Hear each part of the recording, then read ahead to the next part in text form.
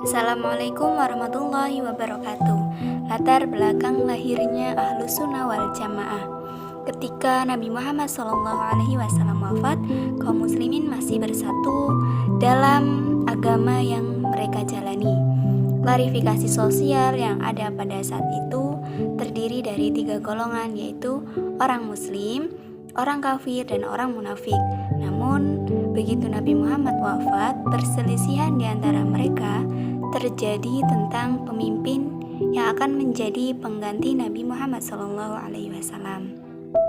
Namun, akhirnya kekuatan kepemimpinan para sahabat Nabi tersebut mengalahkan semua ambisi dan fanatisme kesukuan, sehingga menggiring mereka pada kesepakatan untuk memilih Abu Bakar As-Siddiq sebagai khalifah.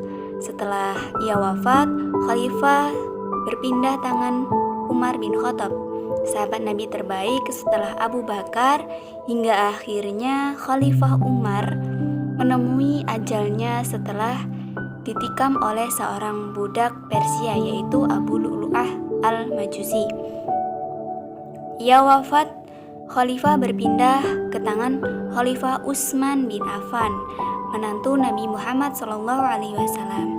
Ia dibaiat sebagai khalifah berdasarkan hasil rapat tim formatur yang dibentuk oleh Umar menjelang wafatnya.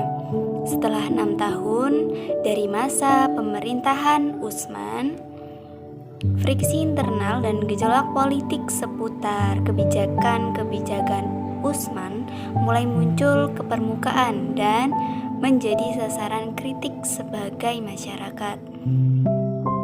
Dalam kondisi tersebut, unsur-unsur Majusi dan Yahudi ikut bermain dalam mengeruhkan suasana, sehingga lahirlah sebagai kekacauan dan beragam propaganda dengan membawa kepentingan menurunkannya dari jabatan melalui amar ma'ruf dan nahi munkar, sehingga hal tersebut berakhir dengan terbunuhnya Khalifah Utsman di tangan kaum pemberontak. Khalifah berpindah tangan ke Ali bin Abi Thalib, menantu dan sepupu Nabi serta sahabat terbaik setelah wafatnya Utsman. Namun, beragam kekacauan yang terjadi pada Utsman sangat berpengaruh terhadap pemerintahan Ali bin Abi Thalib. Pada masa pemerintahannya terjadi perang saudara besar-besaran antara Ali dengan kelompok Aisyah, Tolha dan Zubair dalam perang Jamal. Kemudian terjadi perang Siffin dengan kelompok Muawiyah bin Abi Sufyan. Pokok-pokok ajaran Islam Ahlus Sunnah wal Jamaah. Yang pertama, Al-Quran. Al-Quran adalah sumber hukum pertama umat Islam yang berisi tentang akidah, ibadah, peringatan, kisah-kisah yang dijadikan acuan dan pedoman hidup bagi umat Nabi Muhammad SAW. Yang kedua, hadis.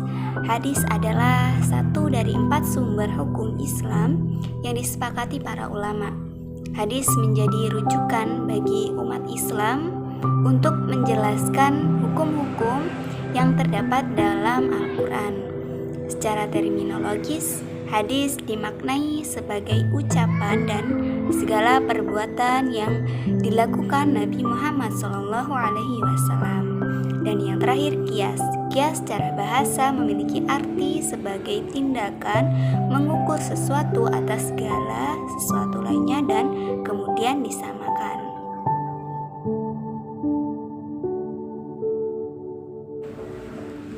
Ciri-ciri Ahlus Sunnah wal Jamaah. Ahlus Sunnah selalu memelihara jamaah. Golongan Ahlus Sunnah wal Jamaah bertugas untuk memelihara keutuhan umat Islam, bersikap tasamuh, bersikap tawasuh, tawazun atau seimbang. Ahlus Sunnah selalu bersikap i'tidal.